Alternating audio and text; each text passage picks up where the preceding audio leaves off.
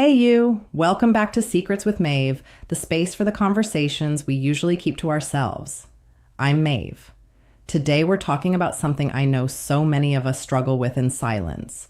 5 signs she's hiding her body count. Let's get into it.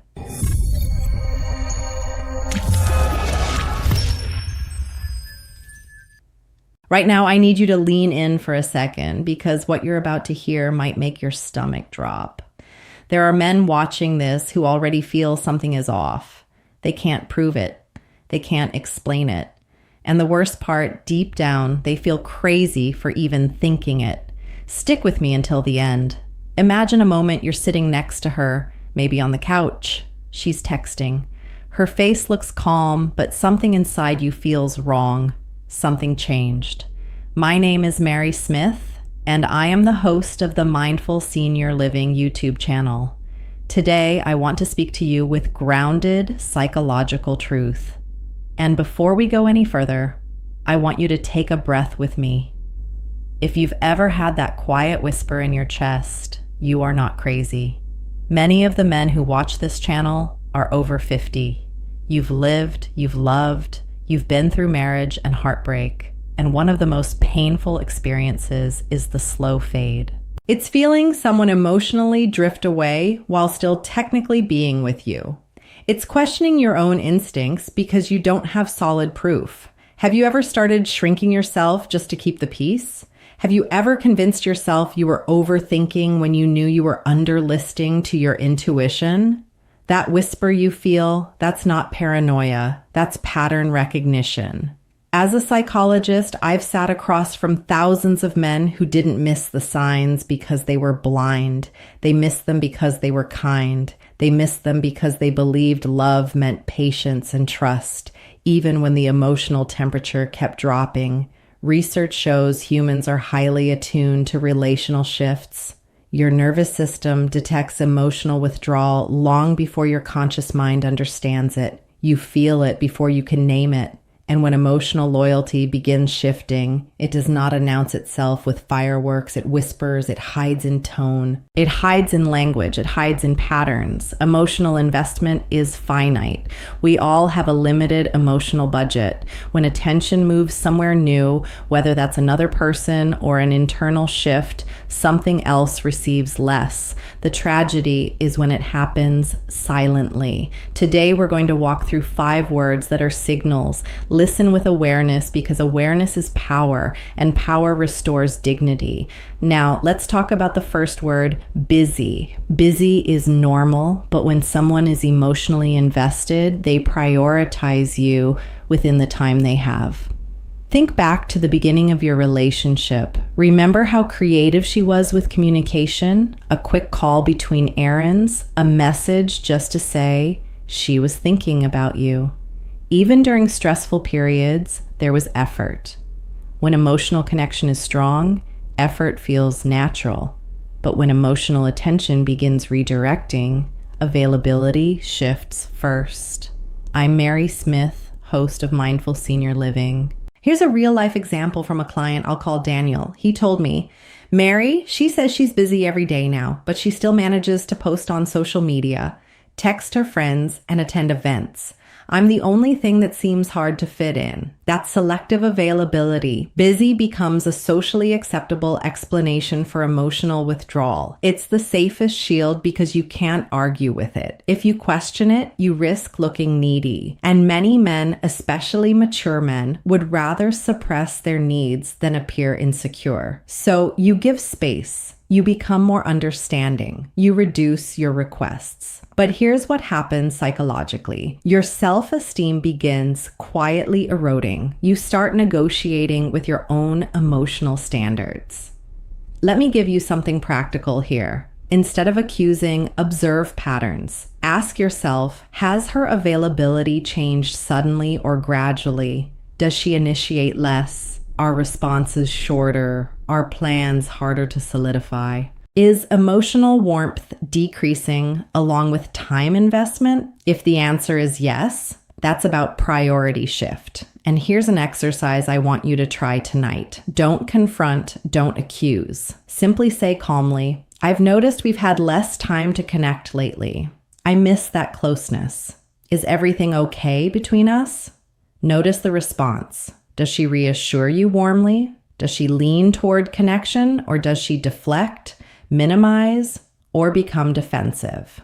Healthy emotional bonds respond to vulnerability with reassurance. Drifting bonds respond with distance. Now, before we move to the second word, let me ask you something deeper. If she told you she was busy at the beginning of your relationship, would you have accepted weeks of emotional silence? No, because emotional desire creates effort.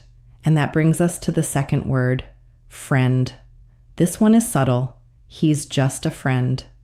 On the surface, that phrase is calming. It signals safety. And mature relationships absolutely allow opposite sex friendships. The issue is not friendship. The issue is emotional intensity and secrecy. Every emotional affair in history began as something that wasn't an affair. It began with shared jokes, shared frustrations, shared understanding. Here's what neuroscience tells us. Emotional intimacy triggers dopamine and oxytocin, the same bonding chemicals involved in romantic attachment. When someone consistently shares emotional experiences with a new person, the brain begins forming attachment pathways.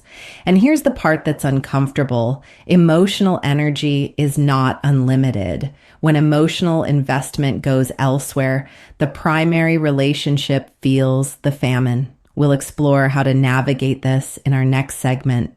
If she starts venting to him first, laughing with him first, sharing personal fears with him first, you slowly become secondary in emotional hierarchy. Hi, I'm Sarah Johnson, host of The Female Touch. We're diving deep today into the subtle signals of emotional drift. Where are you watching from? Let me know in the comments. Let me tell you about another client, Robert. He said, Mary, I didn't care that she had male friends, but suddenly there was one name I heard every day. Every story included him. That repetition matters. And when Robert expressed mild discomfort, she responded sharply. Why are you being insecure? He's just a friend. Defensiveness is not proof of wrongdoing, but defensiveness around transparency is information. Healthy friendships are open. You can see messages. You can meet the friend. There's nothing hidden. When emotional lines blur, privacy increases, and your intuition notices before your mind rationalizes. Let me pause here and ask you something honestly. If roles were reversed, would she feel comfortable with the same level of emotional closeness you're observing? That question alone can bring clarity. Now, before you jump to conclusions, here's an important grounding principle. Do not spy. Do not interrogate. Do not accuse without evidence. Instead, communicate standards. You might say, I believe emotional intimacy belongs primarily inside a relationship. If I ever make you feel secondary to someone else, I'd want you to tell me. Notice whether she aligns with that value or resists it. Because emotional drift rarely happens loudly. It happens gradually through repeated small exchanges. And the third word signals when that drift deepens. Space. I need space. At face value, this is healthy language. Secure relationships allow breathing room, but context matters. When emotional closeness is intact, space comes with reassurance. I love you. I just need a few days to clear my head. When emotional closeness is fading, space feels cold and undefined. No timeline, no reassurance, just distance. Psychologically, this often reflects internal conflict. When someone begins forming new emotional attachments, cognitive dissonance arises. The brain seeks relief from guilt or confusion. Creating space reduces that tension temporarily. It becomes a buffer zone. And here's where many men make a critical mistake. They chase. More texts, more affection, more effort. But attachment science shows us something powerful. Chasing distance amplifies it. Closeness cannot be negotiated through pressure. It must be chosen freely. If someone asks for space, here's your strength move. Respect it, but maintain dignity. Respecting their space shows that you value yourself as much as the relationship. It creates the silence necessary for them to actually miss you. Silence is not a weapon, it's a boundary. When you stop chasing, you stop being the pursuer and allow the distancer to feel the weight of their choice. In that space, her mind can shift from avoidance to recollection. She begins to remember the value of what you share without the pressure of your expectations. True attraction is magnetic, not mechanical. You cannot force it to work by pulling harder. You can only maintain your own field of gravity. Use this time to return to yourself, your hobbies, your friends, your own peace. A man who can stand alone is far more attractive than one who cannot live without her. When she does reach out, and if the foundation is there, she likely will. It should be because she missed your presence, not because you demanded her attention.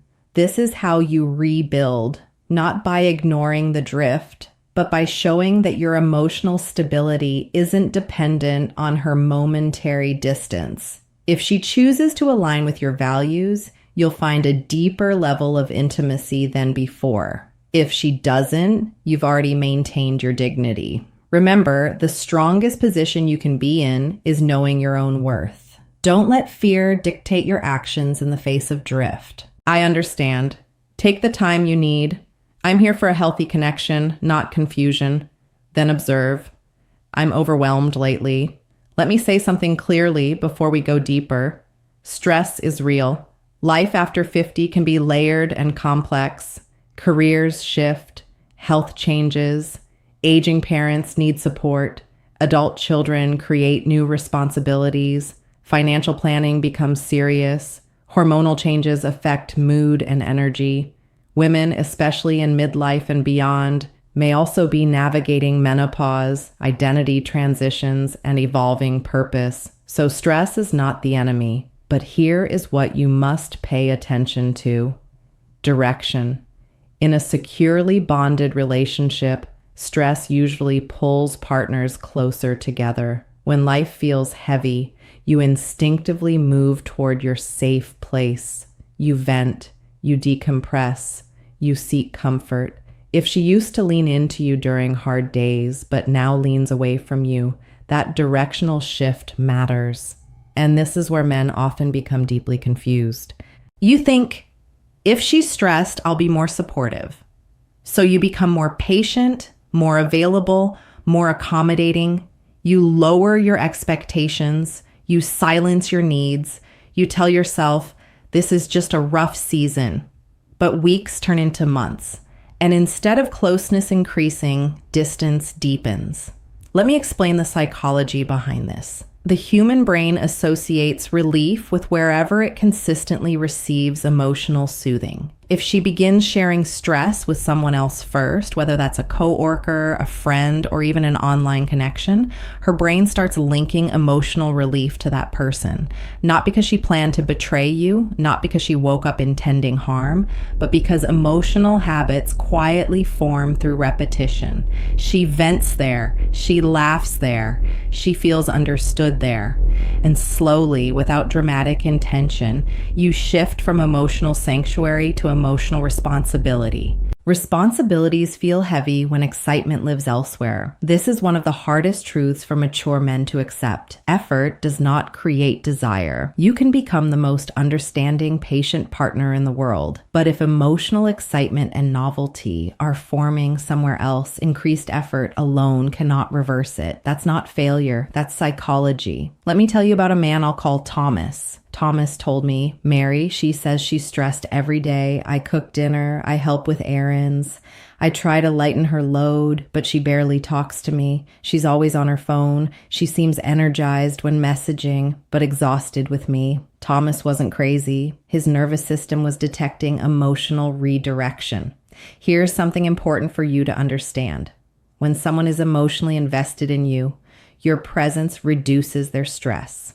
When emotional loyalty begins shifting, your presence may start increasing their internal conflict. Why? Because being around you reminds her of the commitment she hasn't fully resolved in her own heart. So instead of feeling relief, she may feel pressure, and stress becomes the safest explanation for withdrawal. You cannot argue with stress. You cannot disprove stress. You cannot compete with stress. So the distance continues quietly. Now I want to offer you something practical. Instead of asking, why are you stressed? Try asking what helps you feel connected when you're stressed. Notice her answer. Does she say talking to you, spending time with you, just being close? Or does she struggle to identify you as a source of comfort? That answer tells you more than any accusation ever could. And please hear me carefully here. Do not become smaller to keep someone comfortable. Do not abandon your emotional standards in an attempt to preserve proximity. A healthy bond is reciprocal. If you are constantly adjusting while she is emotionally disengaging, that imbalance will eventually fracture your self-worth. And that leads us to the final word, the word that appears when emotional separation is nearly complete, even if the relationship technically still exists. The word is change. I've changed. Things have changed. I feel different now. This word sounds neutral. It sounds mature. It sounds reflective. It sounds harmless. But psychologically, it signals identity shift. At the beginning of any relationship, you don't just fall in love with a person. You fall in love with a shared version of yourselves. Shared routines, shared humor, shared plans, shared identity. You become we. When someone says they've changed, what they're often expressing is this: the version of me that existed inside this relationship no longer feels aligned. That is not about dishes. That is not about text frequency. That is about identity. And identity is the deepest layer of attachment. Let me ask you something difficult. Have you felt like you're interacting with a different person lately? The laughter is thinner. The warmth is cooler. Future plans feel vague. Conversations lack depth. Nothing catastrophic happened, but everything feels slightly off. That's emotional drift reaching its final stage. And here's where many men spiral into painful self-questing. What did I do wrong? Was I not enough? Could I have prevented this? Listen to me very carefully. Emotional drift is rarely caused by one mistake. It is usually the result of daily emotional choices repeated over time. Relationships survive on attention, on intentional connection, on choosing each other repeatedly. When that choice stops slowly, quietly, drift begins. But here is the empowering truth you must hold on to. You cannot force someone to choose you, but you can choose yourself. This is where emotional maturity becomes strength. Instead of reacting with anger, instead of begging for reassurance, instead of trying to compete with an invisible third party, you ground yourself. You ask direct questions calmly. I feel a shift between us. I need honesty. Are we both still fully invested here? And then you listen, not just to words, but to tone, to eye contact, to consistency afterward.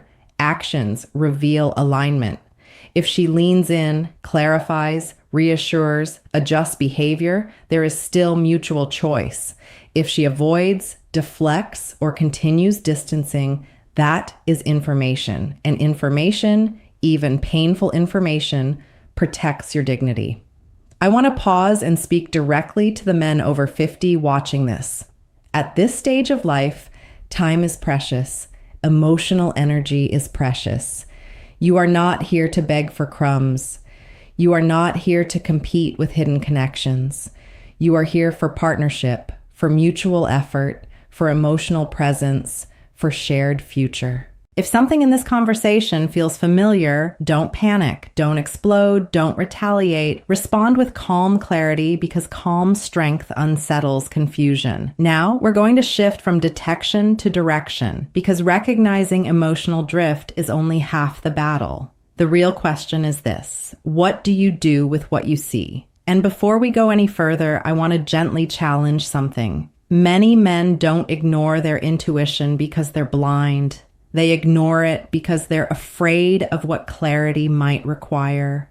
If you fully acknowledge that emotional loyalty has shifted, then you may have to make a decision. And decisions at this stage of life feel heavy. Divorce, loneliness, financial separation, starting over. So instead of confronting reality, many men unconsciously choose hope over truth. Hope is comforting. Truth is stabilizing, and stabilization is what protects you. Let's talk about why men silence their intuition in the first place. From a psychological standpoint, men are often conditioned to equate emotional concern with weakness. You are taught to be steady, logical, unbothered. So when you feel anxious or unsettled in a relationship, your first instinct is to suppress it. You tell yourself, I'm overthinking, I'm being insecure, I need to calm down. But intuition is not panic. Intuition is pattern recognition without full conscious explanation. Your nervous system is constantly scanning for relational safety, small changes in tone, warmth, eye contact, responsiveness. Your body notices long before your ego allows you to admit it. This is called implicit perception. Research in attachment psychology shows that when attachment bonds weaken, subtle cues change first. Reduced responsiveness, reduced mirroring, decreased shared humor, decreased affectionate touch, and the partner on the receiving end often feels crazy because there's no dramatic event to point to. Just absence, just thinning, just coolness. Let me tell you about a man I'll call Edward. Edward was married for 22 years. No major fights, no explosive arguments. But over a period of a year, he said it felt like he was living with a polite roommate. She wasn't mean. She wasn't hostile. She just wasn't emotionally there. When he finally asked her directly, calmly, "Are we still emotionally connected?" She paused for a long time before answering. That pause told him everything. Here's the truth. Emotional drift is rarely loud. It is quiet resignation. Now the question becomes, can drift be reversed? Sometimes yes, but only under one condition. Both people must consciously choose to rebuild. Rebuilding emotional connection requires three things: honest acknowledgement, mutual accountability, intentional reconnection behaviors, not promises, not temporary affection, sustained effort. Let me give you something practical. If you believe the connection is salvageable, try this exercise over the next 2 weeks. Initiate structured connection time. Not random, not passive, intentional. Say something like, I'd like us to spend 30 minutes each evening this week without phones, just talking, no distractions. Observe her response. Does she welcome it? Does she avoid it? Does she participate fully? Then introduce shared novelty. Research shows that novelty stimulates dopamine, the same chemical involved in early stage attraction. Trying something new together, even something small like a cooking class, hiking trail, or a learning experience, can reignite bonding pathways. But here's the key: it must be mutual. If you are the only one initiating repair while she remains emotionally disengaged, you are not rebuilding, you are compensating, and compensation eventually breeds resentment. Now we need to address something deeper. What if the emotional shift is not about another person? What if it's about identity evolution? Around midlife, many women experience profound psychological transitions. Children grow up. Careers plateau or change. Hormonal shifts impact mood and desire. Questions about purpose arise. Sometimes when a woman says, I've changed, it's not about another man. It's about an internal transformation she hasn't fully articulated. The danger isn't change itself. The danger is silent change. Healthy couples discuss identity shifts openly. Unhealthy dynamics let them unfold in secrecy. If she truly is evolving internally, here's a powerful question you can ask. How can I support who you're becoming without losing who we are? That question invites collaboration rather than confrontation. But again, notice the response. Does she include you in her evolution, or does she subtly exclude you from her future narrative? Inclusion signals investment. Exclusion signals departure. Now let's talk about something many men avoid: fear of being alone. At 25, starting over feels adventurous. At 55, it feels terrifying. But here's a hard truth spoken gently. Staying in a one-sided emotional relationship is lawnier than being single. Emotional neglect inside partnership erodes self-worth faster than solitude ever could. I have seen men reclaim vitality in their 60s after leaving emotionally vacant marriages, not because divorce is glamorous, but because dignity is oxygen and dignity restores confidence. Let me ask you something honestly. When you look in the mirror, do you see a man shrinking to maintain connection, or do you see a man standing grounded in emotional standards? Your future depends on that answer. Now, I want to bring us to something empowering. The goal of this conversation is not hypervigilance, it's self-respect. Self-respect means this: if emotional reciprocity fades, you address it calmly. If clarity is avoided, you request it directly. If honesty is withheld, you decide accordingly. You do not chase someone who is emotionally stepping away. You do not compete with hidden dynamics. You do not sacrifice your internal peace to preserve external appearance. And here's the paradox most men learn too late. The moment you stop chasing and start standing calmly in your worth, dynamics shift. Sometimes she steps back toward you because she feels the grounded strength. Sometimes she steps further away because she was already halfway gone. Either way, you regain power. Before we close, I want you to reflect on the 5 words we discussed: busy, friend, space, stress, change. None of them are proof on their own, but patterns matter. Tone matters, consistency matters, energy matters, and your intuition matters. If something here resonated with you, I want you to do 2 things. First, like this video. Not for algorithms alone, but because conversations like this protect men who were never taught emotional literacy. Second, comment the word clarity if you're choosing awareness over avoidance. And most importantly, subscribe if you value grounded psychological truth without manipulation or fear tactics. You deserve relationships built on mutual enthusiasm, on chosen closeness, on transparency. The right relationship will never make you feel like you're slowly disappearing. And if you ever do feel that way, don't silence it. Lean into it, because awareness is not the beginning of loss. It is the beginning of strength. If this resonated with you, consider joining our private membership community where we dive even deeper into these behavioral science principles. Don't forget to like this video and subscribe to The Female Touch for more honest insights into the human heart. Thank you for watching, and remember, your presence is the foundation of attraction. See you next time.